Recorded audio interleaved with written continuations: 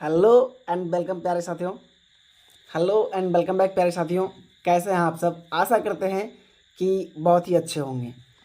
तो दोस्तों, जैसे कि आपको पता होगा कि यह जो सीरीज चल रहा है हमारा संघर्ष बैच का, इसका पार्ट 5 वीडियो है। और पार्ट 5 में आज हम लोग बात करेंगे वह क्वेश्चन नंबर 80 से क्वेश्चन नंबर 100 तक का करेंगे। ठीक है। और जिनको नहीं पता है उन्हें हम बता दें कि यह संघर्ष बैच जो है, इसमें हम लोग RW का SSC GD का जो बुक है उसका पूरा सोल्यूशन देखेंगे, GS का। और इस क्रम में हम लोग GS के पार्ट में स्टैटिक GK से स्टार्ट किए हैं, जो कि शुरुआत से स्टार्ट किए हैं। और स्टार्ट करते हुए हम लोग क्वेश्चन नंबर 100 तक आज पहुंच जाएंगे। अगर आप नए हैं तो आप चैनल को सब्सक्राइब कर लें और हमारे साथ इस सीरीज़ में जुड़ जाएं, क्योंकि SSC GD का पूरा बुक सोल्यूशन हम लोग देखने वाले हैं संघर्ष बैच में। ठीक है। तो चलिए प्यारे साथियों, हम बढ़ते हैं क्वेश्चन की ओर। पहला सवाल है कि हिप्पी उत्सव प्रतिवर्ष निम्नलिखित में से किस राज्य में मनाया जाता है? ऑप्शन हमारे पास है कर्नाटक, तमिलनाडु, उत्तर प्रदेश या केरल। तो इसका सही उत्तर जो होगा प्यारे साथियों, वह होगा ऑप्शन ए, यानी कि कर्नाटक। ठीक है। आगे बढ़ते हैं। अगला सवाल है कि निम्नलिखित में से किस व्यक्ति को ओडिसी नृत्य में उनके योगदान के लिए वर्ष 2008 में पद्म श्री पुरस्कार मिला था? ऑप्शन हमारे पास है रामलाल बरेठ, ऑप्शन बी है शंभू महाराज, ऑप्शन सी है कालका प्रसाद या ऑप्शन डी है गंगाधर प्रधान। ठीक है। तो इसका सही उत्तर जो होगा प्यारे साथियों, वह होगा ऑप्शन डी, यानी कि गंगाधर प्रधान। जी हाँ प्यारे साथियों, इसका ऑप्शन सही होगा गंगाधर प्रधान। आगे बढ़ते हैं।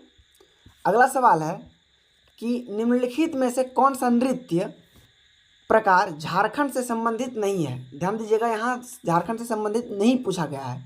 और इस क्रम में हम देखते हैं कि अग्नि जो है यह झारखंड से संबंधित है, मर्दाना झूमर ये भी झारखंड से संबंधित है, फगुआ ये भी झारखंड से संबंधित है, और जो झारखंड से संबंधित नहीं है वह है ऑप्शन ए, यानी कि लावनी। जी हाँ दोस्तों, लावनी जो है झारखंड से संबंधित नहीं है।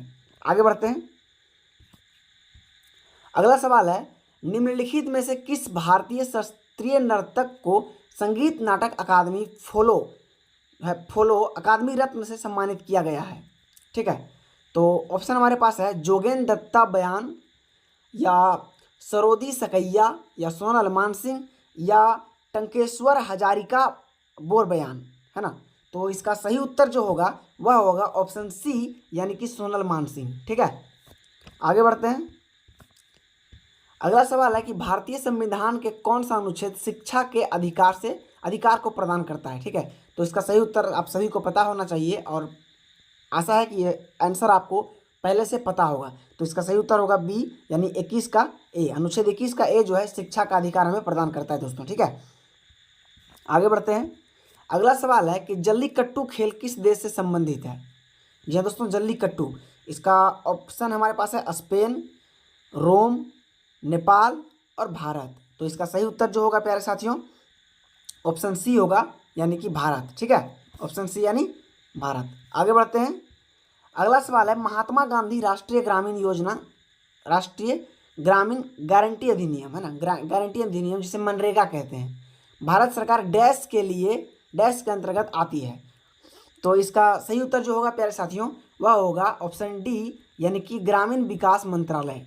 याद रखिएगा, मनरेगा जो आता है वह ग्रामीण विकास मंत्रालय के अंतर्गत आता है। ठीक है। आगे बढ़ते हैं। अगला सवाल है कि वॉलीबॉल के खेल में एक समय में प्रत्येक पक्ष के कितने खिलाड़ियों को फील्ड में खेलने का अनुमति होता है? ऑप्शन हमारे पास है 5, 6, 7 या 8। तो इसका सही उत्तर जो होगा वह होगा ऑप्शन बी, यानी कि 6। जी दोस्तों, वॉलीबॉल जो है वह एक पक्ष के 6 खिलाड़ी एक बार मैट में उतर सकते हैं। ठीक है। आगे बढ़ते हैं। अगला सवाल है कि कोली निम्नलिखित में से किस भारतीय राज्य का लोक नृत्य है? कौन सा नृत्य है? लोक नृत्य। ऑप्शन तमिलनाडु, महाराष्ट्र, पश्चिम बंगाल या झारखंड।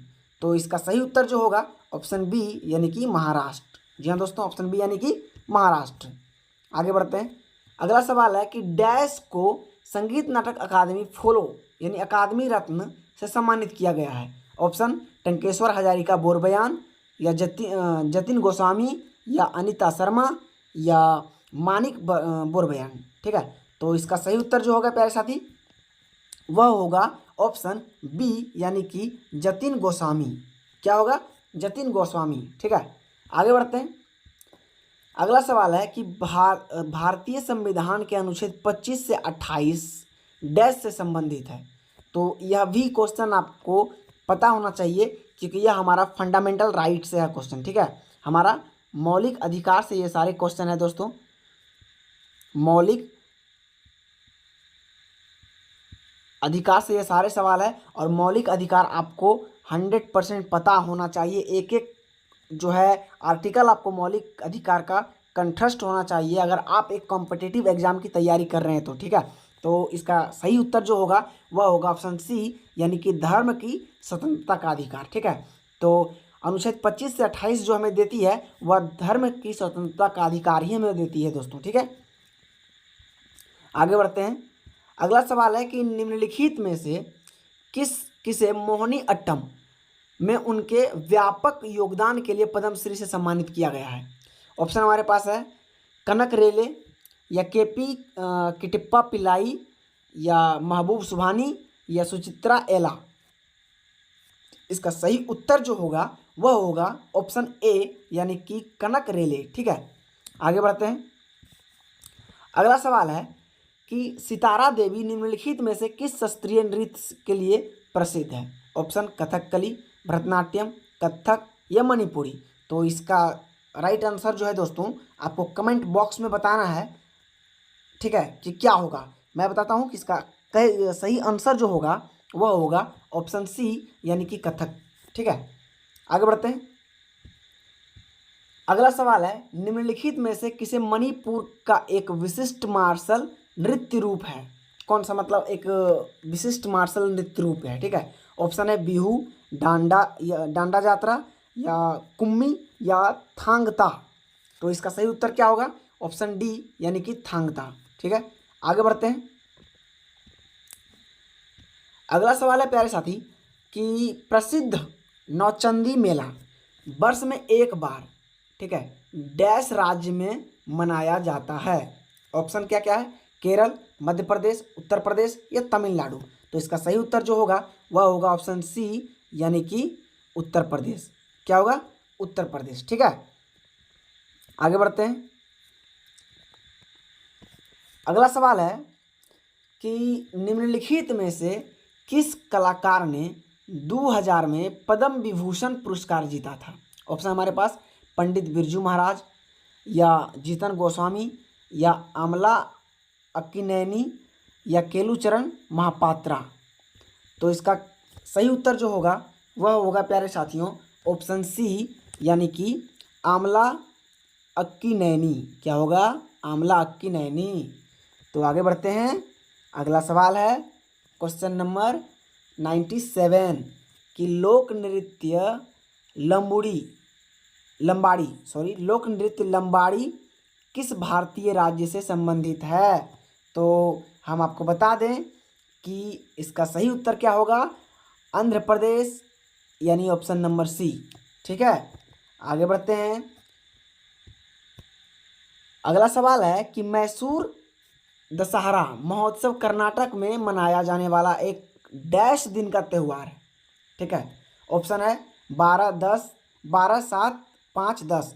तो आप क्वेश्चन में देखिए यहाँ बोला गया है दशहरा, है ना। दशहरा को सुनने से आपको क्या लगता है? कहीं 10 का जो है कहीं ना कहीं दशहरा से 10 हमको सुनने को मिल रहा है, तो इसका राइट आंसर भी होगा 10 दोस्तों। ठीक है, दशहरा को ऑब्वियसली दशहरा इसलिए बोला जाता है क्योंकि यह त्यौहार 10 दिन का होता है। ठीक है, अगला सवाल देखते हैं। अगला सवाल है कि सुकन्या समृद्धि योजना खाता बालिका के माता पिता या कानूनी अभिभावकों द्वारा बालिका के डैश की होने से पहले कभी भी खोला जा सकता है। ऑप्शन हमारे पास है 12 वर्ष की आयु होने से पहले, 10 वर्ष की आयु होने से पहले, 18 वर्ष की आयु होने से पहले, 16 वर्ष की आयु होने से पहले। दोस्तों यहाँ पे ज़्यादातर स्टूडेंट जो है हड़बड़ में आकर के ऑप्शन सी को टिक कर देते हैं क्योंकि यहाँ 18 वर्ष से पहले बोला गया है, लेकिन जो कि इसका बिल्कुल गलत आंसर होगा। ठीक है, 18 वर्ष कदाचित नहीं होगा। इसका सही उत्तर जो होगा प्यारे साथी वह होगा ऑप्शन बी, यानी कि 10 वर्ष से पहले। जी दोस्तों, सुकन्या समृद्धि योजना का खाता जो खुलता है वह 10 वर्ष से पहले की जो फीमेल्स होती हैं, यानी कि जो लड़कियां होती हैं 10 साल के पहले की, जो 10 साल अगर उम्र उसका 10 साल से कम है तो इस योजना के तहत उनका खाता खुलवाया जाता है। ठीक है, आगे बढ़ते हैं और इस सीरीज का अंतिम क्वेश्चन हम लोग देखेंगे कि भारतीय संविधान का कौन सा अनुच्छेद राज्यपाल की क्षमादान की शक्ति से संबंधित है। ऑप्शन हमारे पास है 55, 161, 163 या 145। तो इसका सही उत्तर क्या होगा? ऑप्शन बी, यानी कि 161। दोस्तों, आज हम लोग 100 क्वेश्चन को पूरा कर लिए हैं। ठीक है, 5 वीडियो लगा है हम लोग को 100 क्वेश्चन पूरा करने में। 100 क्वेश्चन हम लोग पूरा कर चुके हैं और आशा करते हैं कि आप लोग रिवीजन कर रहे होंगे। ठीक है, रिवीजन कर रहे होंगे, आशा करते रिवीजन कर रहे होंगे। और आपको यहाँ तक अगर आप वीडियो कंटिन्यू वॉच किए हैं, हमारे साथ शुरू से अंत तक जुड़े हैं, इस सीरीज में अभी तक जुड़े हुए हैं, तो आपको एक चीज़ पता चला होगा कि स्टैटिक में जो है कहीं ना कहीं पॉलिटी का ज़्यादा वेटेज रहता है ना, पॉलिटी का ज़्यादा वेटेज रहता है। हर सेट में हमको 1 से 2 क्वेश्चन, हर 20 क्वेश्चन के सेट में दोस्तों, हर 20 क्वेश्चन के सेट में हमें 1 से 2 क्वेश्चन पॉलिटी का देखने को मिलता ही मिलता है। ठीक है, तो आशा करते हैं ये सब चीज़ें आप लोग को समझ में आ रही होगी और जो भी आपका सबसे वीक चैप्टर है उस पर आप ज़्यादा ध्यान दे रहे होंगे। और मेरे कहने से आप पॉलिटी के जो जैसे आर्टिकल 1 से लेकर के लगभग 1 से 150 तक है ना, 1 से प्यारे दोस्तों आर्टिकल 1 से आप 150 तक कम से कम कंठस्थ याद रखें। ठीक है, जब ताकि कोई भी क्वेश्चन आए तो हमसे छूटे ना। और आप देख रहे होंगे कि 1 से 150 तक ही वैरी कर रहा है, ये जितने भी स्टैटिक में आ रहे हैं क्वेश्चन 1 से 150 तक ही वैरी कर रहा है क्वेश्चन। ठीक है, तो आशा करते हैं कि यहाँ तक आपको वीडियो समझ में आई होगी, आपको वीडियो अच्छी लगी होगी। अगर दोस्तों वीडियो आपको थोड़ा सा भी अच्छा लगा हो, आपको वीडियो अगर थोड़ा सा भी अच्छा लगा हो प्यारे साथी, तो आप वीडियो को एक लाइक ज़रूर करें। ठीक है, आप वीडियो को एक लाइक ज़रूर करें।